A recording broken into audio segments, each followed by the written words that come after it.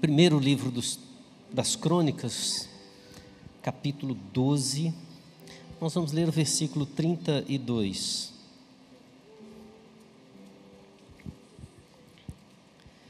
Diz assim a palavra do Senhor: dos filhos de Issacar, conhecedores da época, para saberem o que Israel devia fazer, 200 chefes, e todos os seus irmãos sob suas ordens. Sabe aqueles textos que a gente às vezes lê e passa direto? Depois a gente vai analisando, refletindo, e começa a olhar o contexto e observar e fala assim, parece que tem alguma coisa errada aqui. Aí você acha, não, provavelmente aqui devem ter esquecido alguns números, não é possível. Se você olhar a partir do versículo 22, nós vamos, só para entender, Davi está sendo proclamado rei em Hebrom, e as tribos de Israel vão enviar para ele soldados. Cada tribo vai mandar alguns. O texto vai começar a relatar quais são essas quantidades. Observe, versículo 24: dos filhos de Judá, que traziam escudo e lança, 6.800 armados para peleja, 6.800 soldados com as armas, prontos para pelejar. Dos filhos de Simeão, homens valentes para peleja, 7.100. Depois vem mais à frente os filhos de Benjamim, no versículo 29, por exemplo, 3.000. Efraim, versículo 30, 20.800 homens. Da meia tribo de Manassés, 18.000. Se você for olhar, nós temos aí um exército enorme, mais de 300.000 homens. Eram 12 tribos. Eles mandaram os milhares. E no meio desse relato, o versículo que nós lemos: dos filhos de Issacar, conhecedores da época, para saberem o que Israel devia fazer, 200 chefes. Ou seja, no meio de tantas pessoas, uma tribo inteira só mandou 200 pessoas. Talvez você esteja pensando assim, o que ganha uma batalha? Você já imagina um exército enorme. Ganhamos com número, não é verdade? Precisamos de ter um exército grande. O que você faria se alguém te desse uma contribuição de apenas 200 pessoas? Isso eu confesso que me encucava, e me encuca até agora. E a gente sai correndo para querer saber que tipo de pessoas são essas. E o único destaque que há nesse texto é exatamente na qualificação dessas pessoas. A gente imediatamente olha e diz assim, chefes, não é?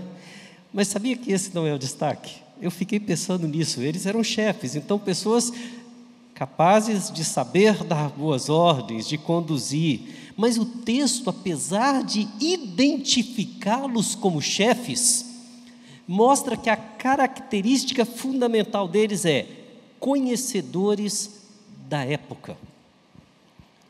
Eram pessoas que tinham a habilidade e a capacidade de saberem o que acontece no mundo ao seu redor. Fico pensando, a gente gosta de ver histórias, biografias, e nós vemos inúmeras pessoas, como, por exemplo, Michael Jordan, por exemplo. Todos conhecem Michael Jordan, né?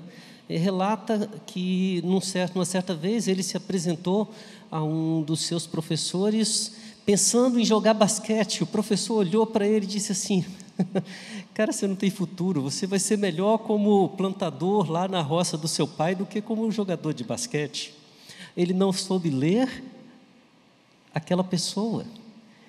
Conta-se que quando, há muitos anos, um grupo de empresários na área de relojoaria foi procurar uma empresa suíça que era líder mundial de relógios para oferecer uma nova tecnologia para relógio com base no quartzo, e eles olharam, nós temos 98% do mercado mundial, não nos interessa. E hoje eles procuraram as empresas japonesas que hoje detêm, por causa da tecnologia do quarto, são 99% do mercado, e aqueles, por não saberem ler o tempo, ficaram para trás, ultrapassados.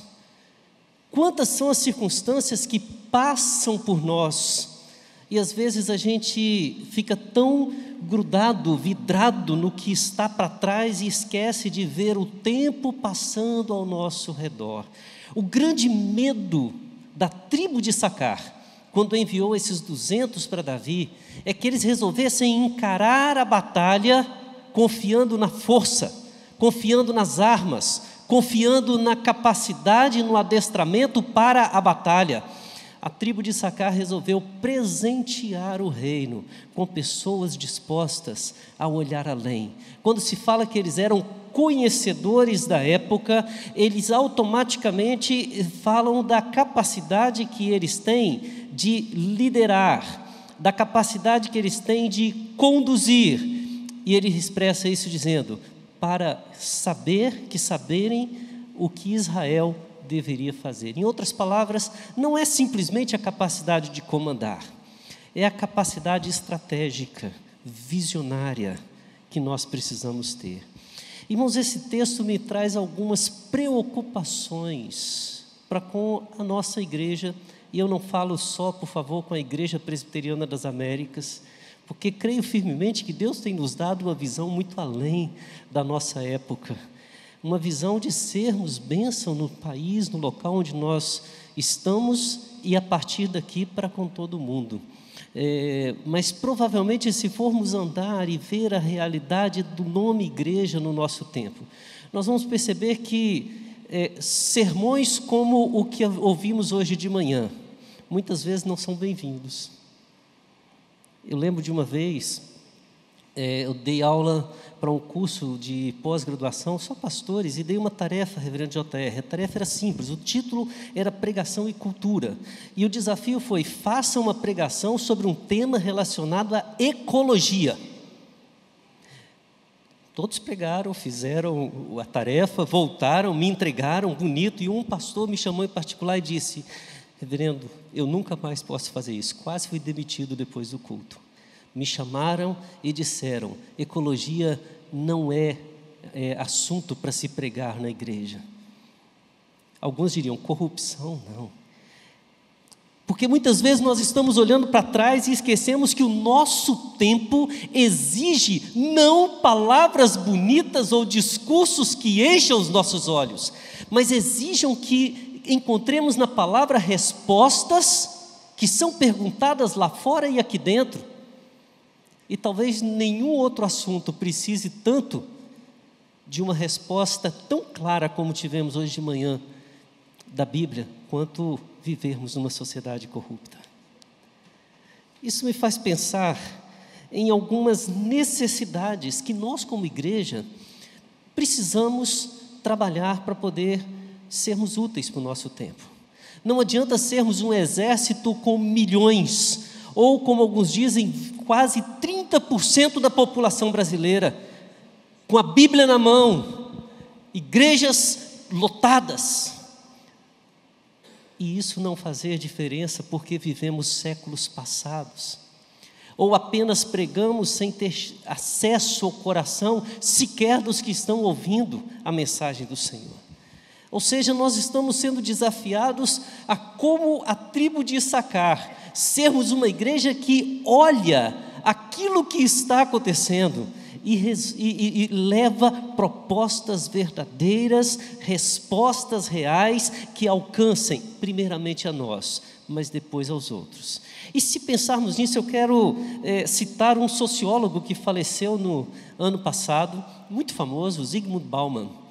Bauman, ele foi o defensor de uma ideia muito interessante, de que o mundo que nós vivemos hoje é um mundo que rejeitou o seu padrão sólido, e quando ele fala do seu padrão sólido, ele diz que tudo aquilo que eram absolutos, tudo aquilo que eram tidos como fatos, que não tinham definições diversas, se acabou. O mundo se tornou um mundo líquido, um mundo de relatividade, um mundo em que as respostas padronizadas foram jogadas fora.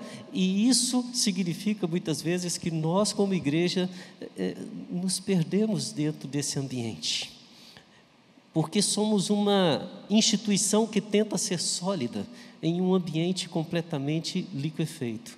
Minha formação técnica é em metalurgia. Trabalhei durante 4 anos numa siderúrgica e eu entendia profundamente o poder, por exemplo, de uma panela de aço e tudo que você joga lá dentro, numa temperatura de aproximadamente 1.600 graus, tudo que você joga de sólido fica líquido. E muitas vezes nós, como igreja, estamos lutando por padrões que já foram rejeitados pela sociedade, padrões que são antiquados perante a sociedade, e batalhamos por este alumínio que está sendo jogado em uma temperatura que é muito acima do seu ponto de fusão. E todas as vezes que esse alumínio sólido pregado aqui vai para o mundo através das nossas vidas, ele é derretido por uma sociedade. Irmãos, nós como igreja precisamos entender o nosso papel, não como uma multidão dispostas a ir à frente da batalha, a morrer em campo, mas uma multidão capaz de conhecer, de orientar, de ser estratégica e de entender a ação do Senhor à frente do nosso tempo. Eu gosto de pensar na ideia de que, como igreja, precisamos ser aquela pessoa que sabe o horário que o ônibus passa e chega no ponto antes, e fica pacientemente aguardando. Pacientemente aguardando. Não sei quem já teve aquela experiência gostosa de estar no ponto e falar: o ônibus tinha que passar 10 horas, já são 10h15, ele está atrasado e você não sai. Não sai. De repente você fala: esse ônibus não vem, vou esperar o outro, deixa eu dar uma saída. Você pula um pouquinho, olha, o ônibus passa, volta atrasado. Mas tem gente que tem a tendência de chegar sempre atrasada, acreditando que o ônibus vai atrasar, e quando ele passa no horário, já era, perdemos. Bauman, ele fala que a sociedade está líquida, mas ele diz que essa sociedade não quer ser líquida. Isso aí poucos falam da filosofia de Bauman.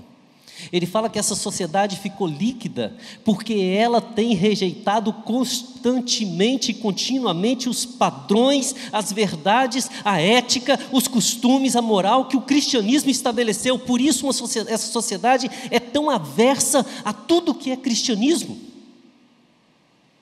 Mas ele diz, essa sociedade, ela está se fechando não ao nosso testemunho, não ao Evangelho, ela está se fechando ao que foi mostrado por uma igreja, que ao longo da história, ela esqueceu o Evangelho de Cristo e começou a pregar suas próprias ideologias, esqueceu da sua missão relacionada a Deus e começou a formar seus próprios impérios.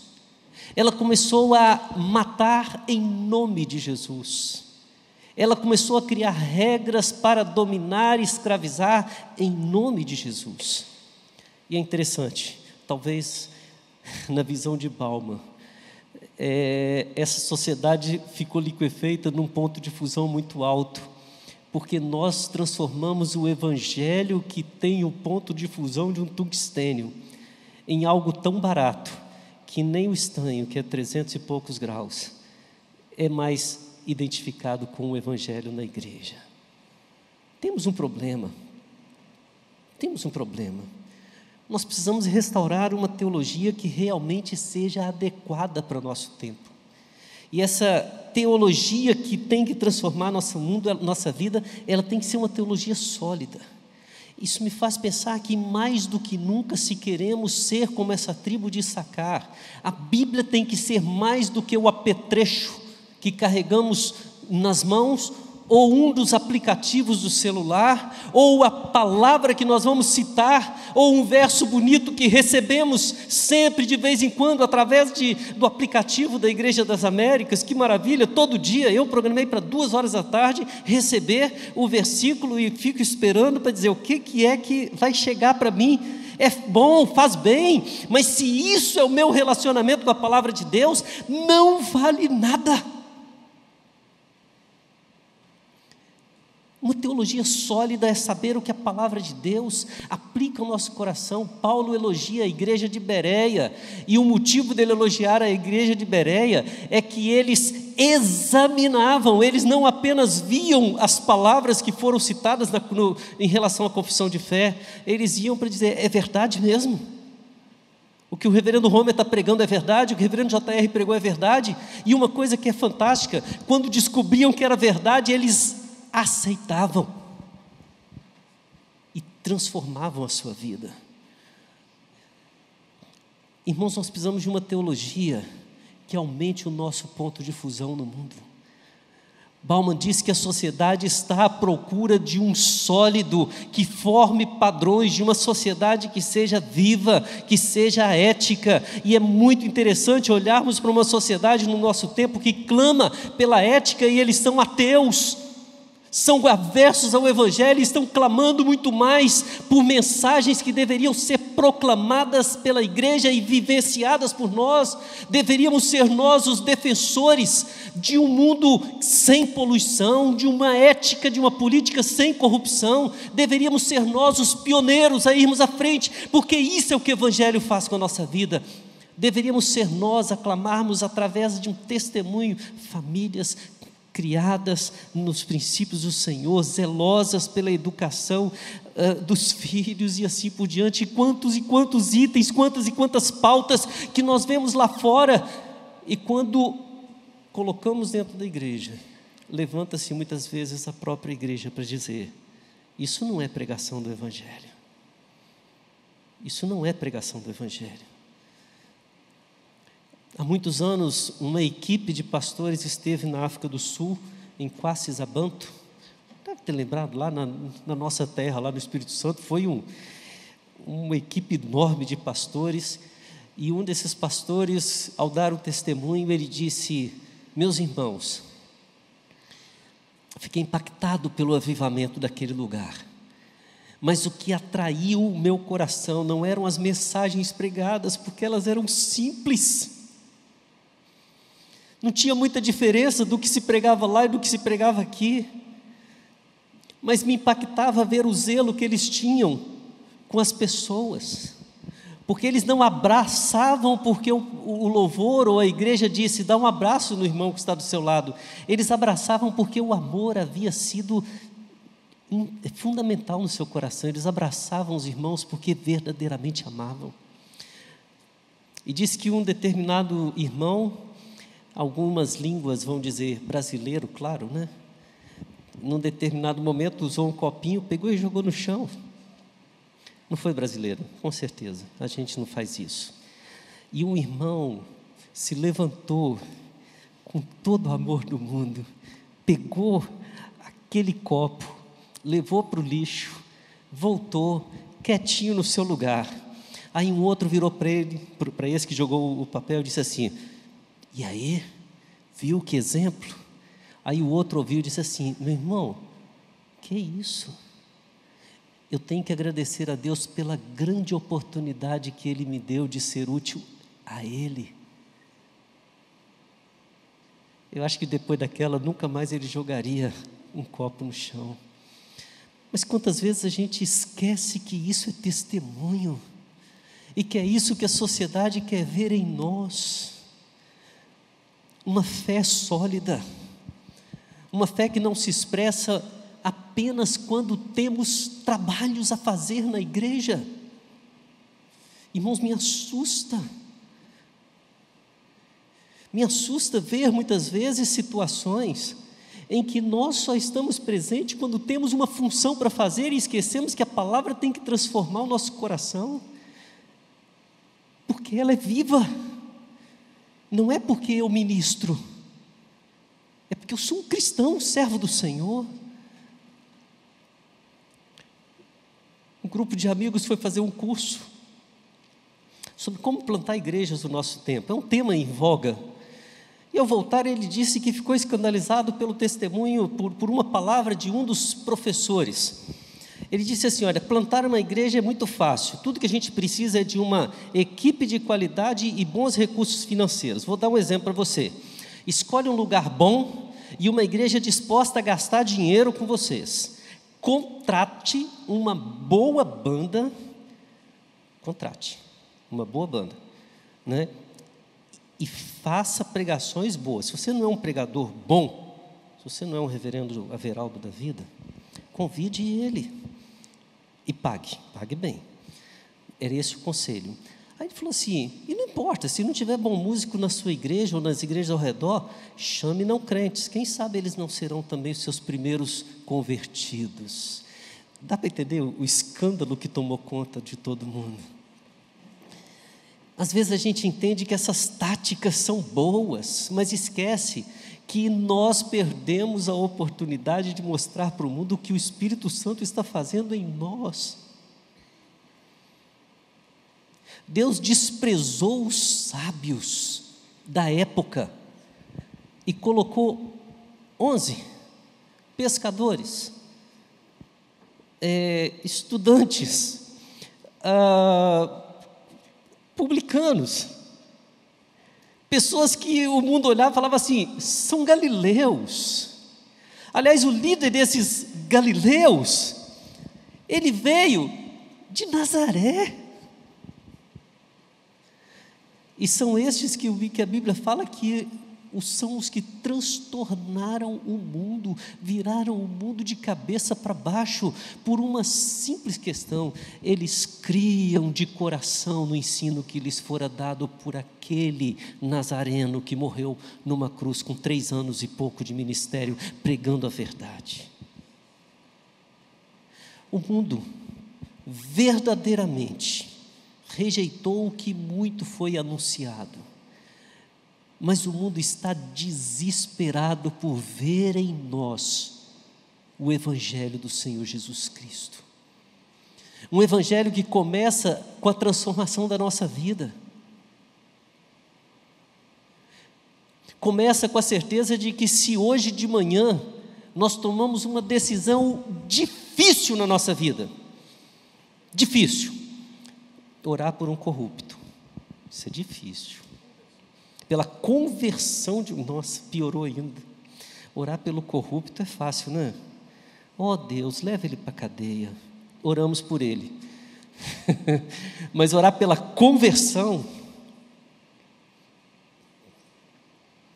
Deus, eu me lembrei de um missionário que ele tinha como desejo e sonho ser o evangelista do Osama Bin Laden.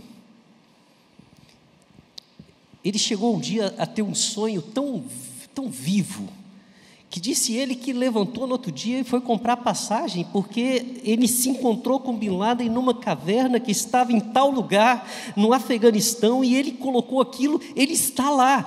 Não foi mais do que um sonho, foi Deus falando para mim. Ele foi para comprar passagem para ir a essa caverna, porque ele tinha certeza que encontraria, pregaria e veria Bin Laden transformado, convertido.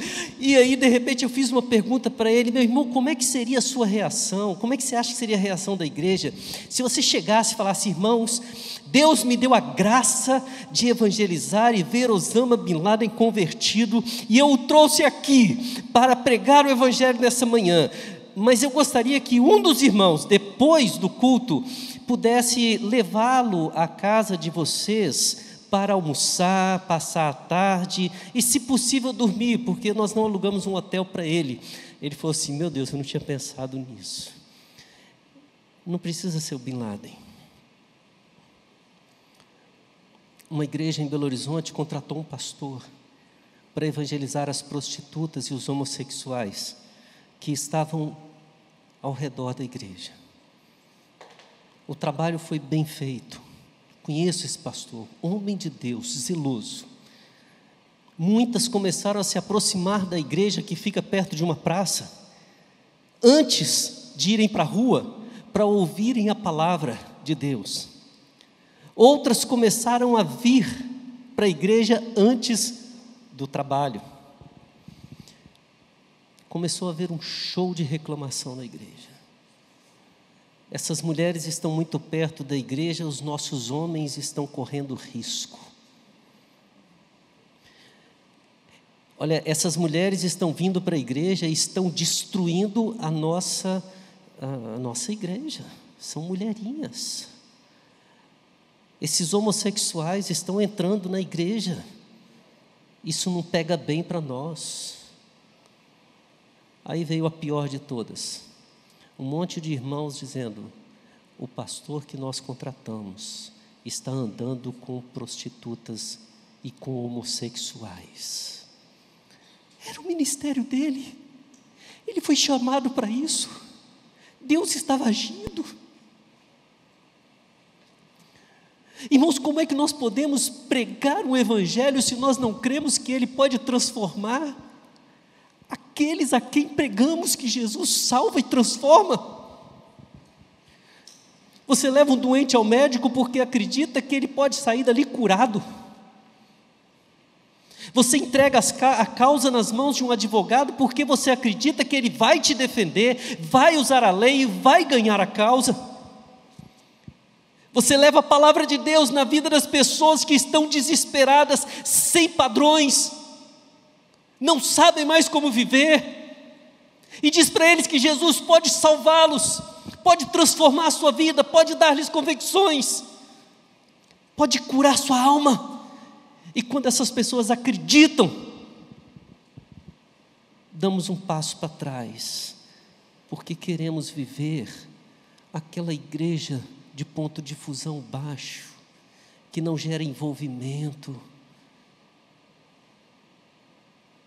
porque é vergonhoso para nós estar ao lado das pessoas doentes deste mundo, com a pior doença que existe, o pecado.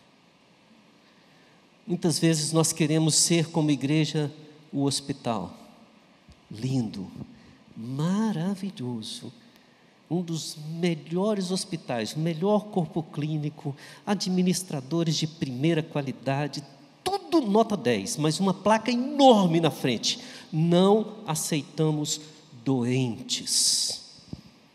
Pensou um hospital assim? Eu lembro de uma vez andando no Saara, hora do almoço, uma fome, passei em frente a um restaurante, e lá uma placa do restaurante: fechado para almoço. Eu até hoje não entendi, sinceramente, se ele estava fechado porque era hora de almoço dos funcionários, que é um absurdo, ou se ele estava fechado porque não serve almoço, só janta. Mas eu fiquei imaginando servir só a janta no Saara, vai perder muito dinheiro.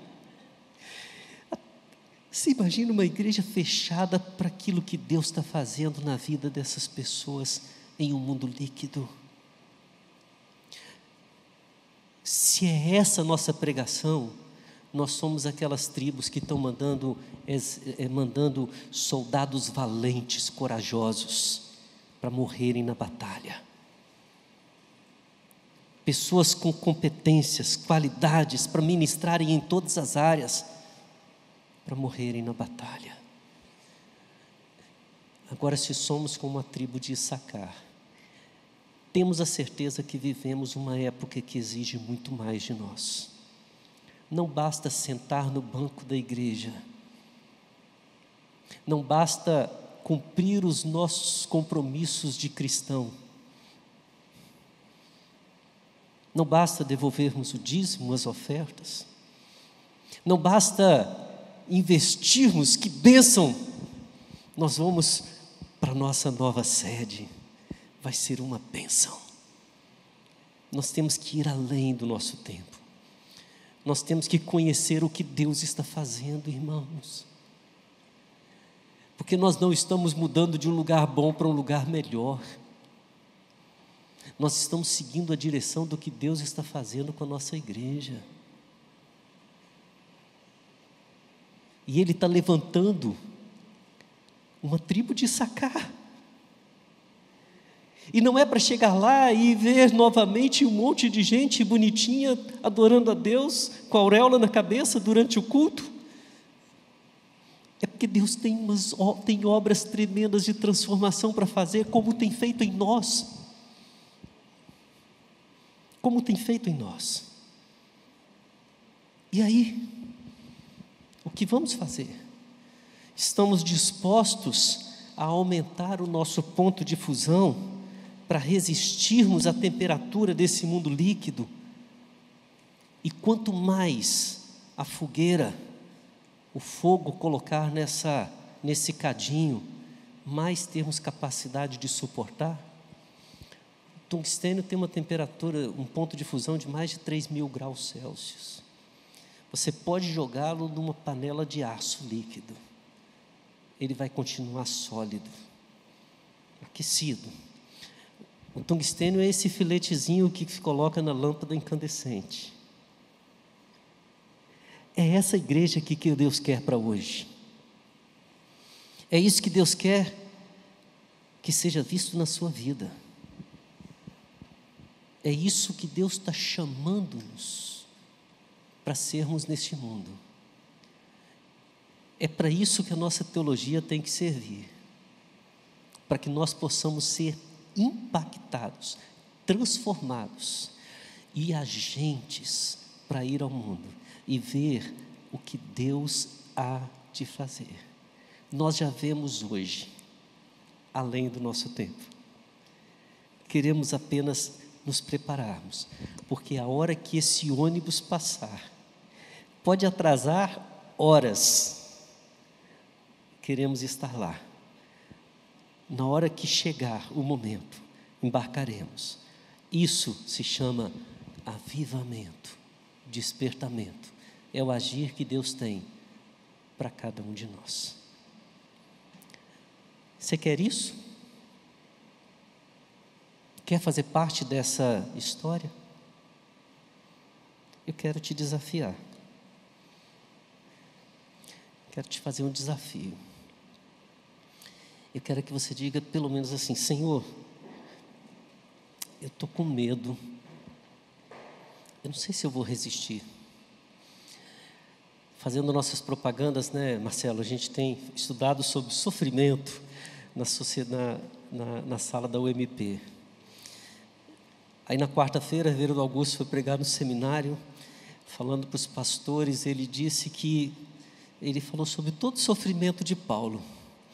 E ele falou assim: gente, depois de todo o sofrimento de Paulo, por que ele continuava querendo ser um pastor, um ministro do Senhor? E ele diz assim: porque ele deu vários exemplos, mas um deles é porque ele contemplava a glória do Senhor. Ele chamava todas as suas lutas, as suas dificuldades de leves e momentâneas, porque ele contemplava a eternidade gloriosa que Deus tem para cada um de nós. Irmãos, eu tenho certeza que nós somos chamados para ser os conhecedores da nossa época, das necessidades aqui na nossa região da Barra da Tijuca, para sabermos que a nossa palavra, o Evangelho que pregamos, tem resposta para todas essas situações. Eu tenho certeza que nós temos condições de ser passado pelo agir do Espírito, de transformar o nosso coração, de nos desafiar a irmos, pregarmos, mostrarmos o caminho, esse sólido que o mundo tanto espera. Mas precisamos estar preparados. E eu gostaria de te convidar nesse instante a se colocar em pé. Se você quer que o Espírito Santo te prepare, presta atenção. Ele não vai te dar um título de PhD para você exibir um diploma.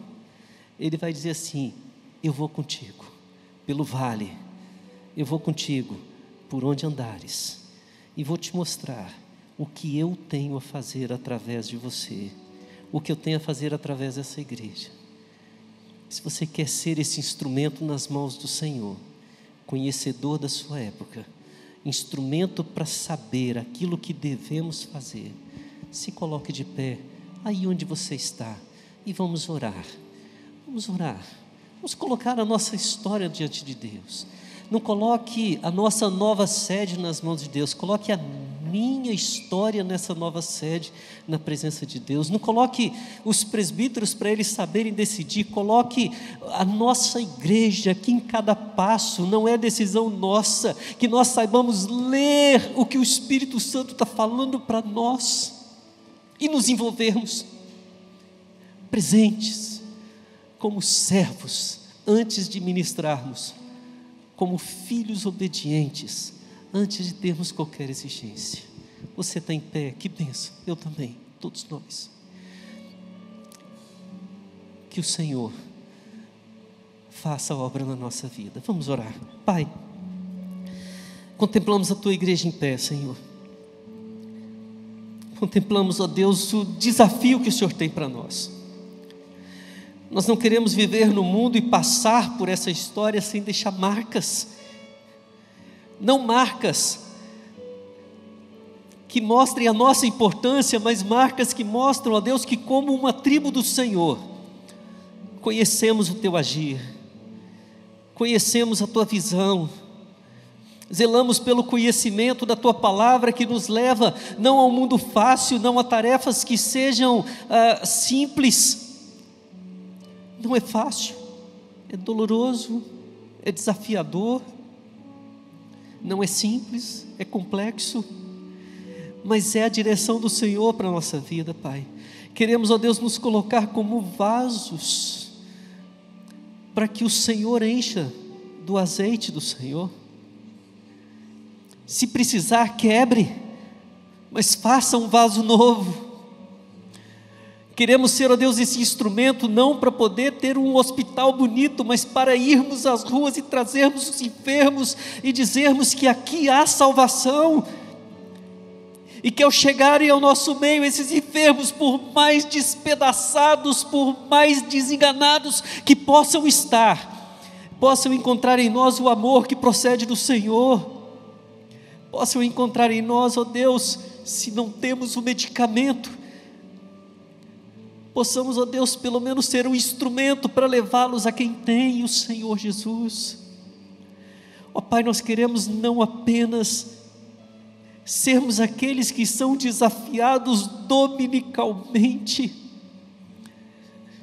nós queremos que a cada domingo sejamos desafiados a viver diariamente essa mensagem que transforma e impacta a nossa vida, para que, ó Deus, no nosso escritório as pessoas olham e vejam que tudo está líquido ao redor, mas o servo do Senhor está ali mostrando a solidez do Evangelho, a firmeza da Tua palavra sendo transformadora das nossas ações, para que olhamos, ó Deus, para que as nossas salas de aulas vejam cada um dos Teus filhos, ó Deus, e encontrem o Evangelho sendo vivenciado na vida deles, que nossos lares sejam exemplos vivos do Senhor, que nossos relacionamentos sejam para a glória do Senhor. Ó Pai, que as pessoas que estão errantes neste mundo encontrem em nós, não o caminho, mas aquele que tem a placa, que sinaliza o caminho e está disposta a caminhar com eles, para a glória do Senhor. Ó Deus, que sejamos uma igreja que, como a tribo de Issacar, oferece ao Senhor, o Rei dos Reis, não chefes, mas conhecedores da sua missão, do seu mundo, da sua época, para serem instrumentos de transformação e guia a esse mundo tão carente da Tua voz. Obrigado, Senhor. Usa-nos, é nossa oração, em nome de Jesus. Amém, amém. Deus abençoe sua vida. Pode se assentar em nome de Jesus.